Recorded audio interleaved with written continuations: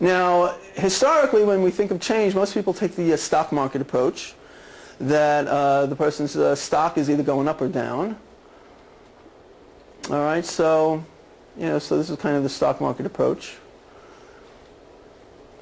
And the problem with this is that even though it kind of looks good and kind of, we say, oh, the client's getting better, it doesn't tell us anything about what's really going on in the change process. Okay. So my question to you is addictions, mental health disorders, repetitive criminal behavior, ongoing couple and family conflict, what do they all have in common?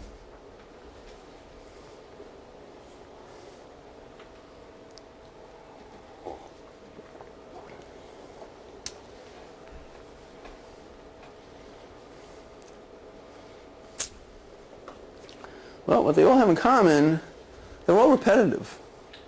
Okay, they all happen again and again and again. If you have somebody who's an addiction, and you tell them, listen, you're drinking too much, you got to stop drinking, you're going to kill yourself, just stop drinking. And the person says, oh, I never realized that. Wow, thanks for telling me, I'm going to stop now. Right? And they stop drinking, and the repetitive behavior is no longer there, then it's not a problem. The problem is that we tell these people again and again and again, stop drinking, and what do? They go out and they drink again. Okay? In terms of a mental health disorder, again, the person's doing a certain behavior again and again and again that to us, just stop it, just don't do that, right? It's easy for us to say, just don't do that. But yet, the person themselves stays involved in that behavior. Repetitive criminal behavior, like, hey, if you get caught shoplifting, in my mind, don't do it again, right? Not hard. This is a no-brainer to figure out not to do this again. And yet, people will do that repetitive criminal behavior. In terms of ongoing couple and family conflict, again, being in a family, being in a relationship, you're going to have an argument. It happens, okay? But when it happens every day and it becomes a predictable pattern, again, so now we're looking at a cycle of behavior, a repetitive pattern. Now, what's interesting is that very often in terms of these four things, we're going to stick with these four things for now, is that very often a person doesn't just have an addiction alone, and they don't have a mental disorder alone.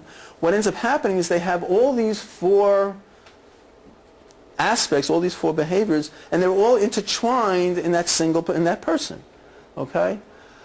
So here we see that obviously the behavior is kind of repetitive. Okay? And what I've done here is I'm showing that the bottom ovals are really the same as the top ovals, but we're looking at it from a side angle. All right? All right, so they're all repetitive behavior. Okay?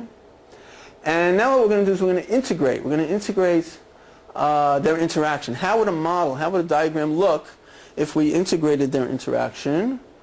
And it would look a little bit like that. Okay?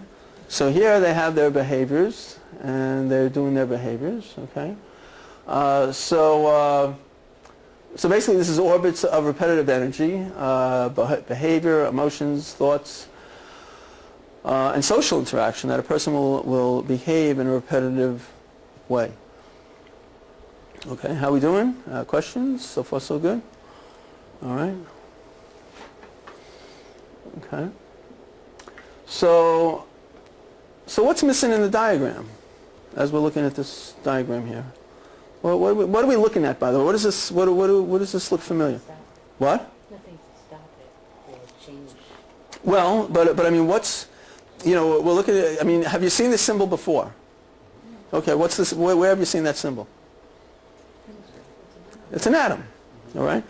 But what's missing in the picture is the thing in the middle, right? The gravity, okay?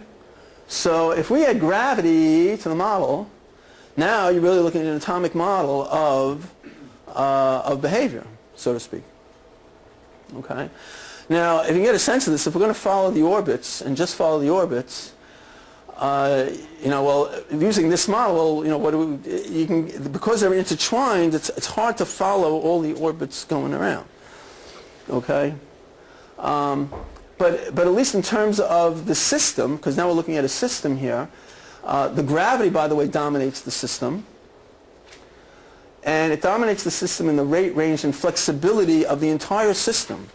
So depending on the gravity, that will influence the rate, range, and flexibility of the orbits.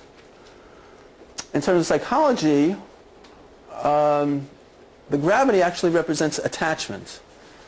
Okay, the initial attachment. So the initial attachment between parent and child is the interaction that offers the child a base for that attachment experience.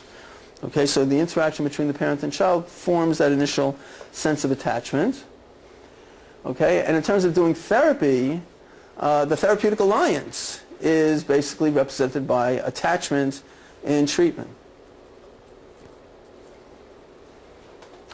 Okay, now again, what's important about this model is that we're looking at a system in equilibrium, so that again, so all these aspects are working as a unit, as a together unit. So even though we can look at the criminal behavior, we can look at the addiction behavior, we can look at the family conflict, and we can kind of separate them out, it's all part of the same bundle. It's all part of the same ball, that they're all interrelated.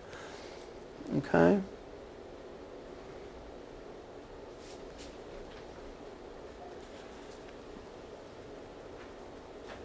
Okay, so again, system equal. Now the entire system again functions as a whole, has movement and flexibility, exists in a way that perpetuates balance in the whole system, and it parallels the functioning of an alive system. Okay, so we're looking at an alive system. These are other dynamic systems. Okay, so we're looking at the atomic model on the top. The middle is more of a solar model, okay, and the bottom is really the human model, right? So the human, so what I'm doing here is I'm equating the human model on the bottom with the two systems above it.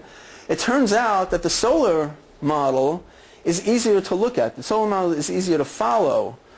So in terms of what I'm doing here in the presentation is I shift from the initial atomic model. I show you how I got to the atomic model, and now I'm gonna so now I'm just kind of making a little jump to the solar model, recognizing that we're looking at the same thing here. Okay. Okay.